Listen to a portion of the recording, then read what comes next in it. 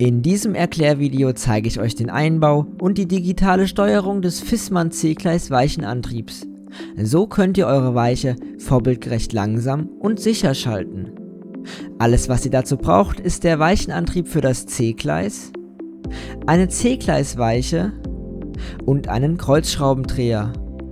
In der Packung des Weichenantriebs ist die Bedienungsanleitung, eine kleine Tüte mit den Schrauben und Klebepads und der Antrieb mit der Steuerelektronik. Ja, und das war's eigentlich schon. Alles, was ihr braucht, habe ich euch auch wieder im Beschreibungstext genau verlinkt. So, dann kann's losgehen. Vor dem Einbau muss die Weiche mit Hilfe des Handschalters auf die gerade Stellung gebracht werden. So wird eine kleine Lasche an der Unterseite der Weiche sichtbar. Nun könnt ihr den C-Gleis-Weichenantrieb einsetzen und ihn dabei in die Lasche einhängen. Mit den beiden mitgelieferten Kreuzschrauben könnt ihr jetzt den Antrieb an den dafür vorgesehenen Stellen an der C-Gleis-Weiche festschrauben. Mit den Klebepads könnt ihr noch anschließend die Steuerelektronik mit dem integrierten Decoder in der Bettung verstecken. Wenn der Antrieb eingebaut ist, könnt ihr mit der weiteren Verkabelung fortfahren. Im analogen Betrieb werden die beiden blauen Kabel an ein Stellpult angeschlossen. Im Digitalbetrieb werden diese nur für die Programmierung benötigt. Die Stromleitungen Gelb und Braun werden sowohl im analogen als auch im digitalen Betrieb benötigt, wobei ihr diese im digitalen Betrieb mit der Digitalzentrale verbinden müsst. Ja, und jetzt müsst ihr erst einmal den Ausgang an der Zentrale ausschalten. An der Central Station 3 drückt ihr dafür einfach die Stopp-Taste. Erst jetzt könnt ihr auch das gelbe und braune Kabel direkt mit dem Ausgang der Digitalzentrale oder dem Gleis verbinden. Zur Programmierung wird eines der beiden blauen Kabel mit einem der beiden Stromkabel verbunden. Im Märklin-Motorola-Betrieb wird das blaue Kabel mit der grünen Markierung verbunden und im DCC-Betrieb wird das blaue Kabel mit der roten Markierung angeschlossen. Bevor der Weichenantrieb programmiert werden kann, muss der Artikel erst in der Zentrale eingerichtet werden.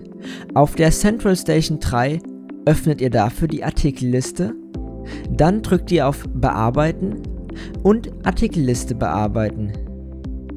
Jetzt drückt ihr auf das Plus-Symbol, um einen neuen Artikel anzulegen. Im unteren Bereich findet ihr passende Symbole für eine Links- oder eine Rechtsweiche. Unten links könnt ihr jetzt einen Namen vergeben, zum Beispiel W1 für Weiche 1. Jetzt könnt ihr noch, je nachdem wie ihr die Weiche gerade angeschlossen habt, dem Artikel eine DCC oder Märklin-Motorola-Adresse vergeben. In meinem Fall verwende ich das DCC-Protokoll. Nun müsst ihr eine Adresse festlegen.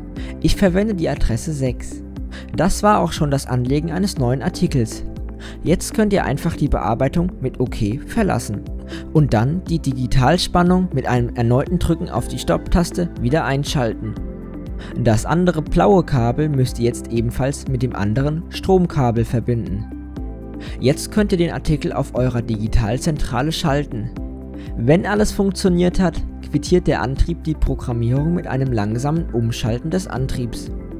Nun könnt ihr die beiden blauen Kabel wieder entfernen und somit den Programmiermodus verlassen. Wenn ihr den C-Gleisantrieb erneut programmieren wollt, müsst ihr das Ganze einfach erneut durchführen. Beachten müsst ihr allerdings, dass nach dem Einbau des Viessmann C-Gleis Weichenantriebs die Weiche nicht mehr mit Hilfe des Handschalters umgeschaltet werden kann, um so schneller die Weichenstellung zu verändern. Dafür schaltet die Weichenzunge nun vorbildgerecht langsam und im Vergleich zu herkömmlichen Doppelspulantrieben weitaus zuverlässiger. Ja, und wenn ihr jetzt alles richtig gemacht habt, schaltet der Antrieb nun langsam zwischen geradeaus und abzweigend.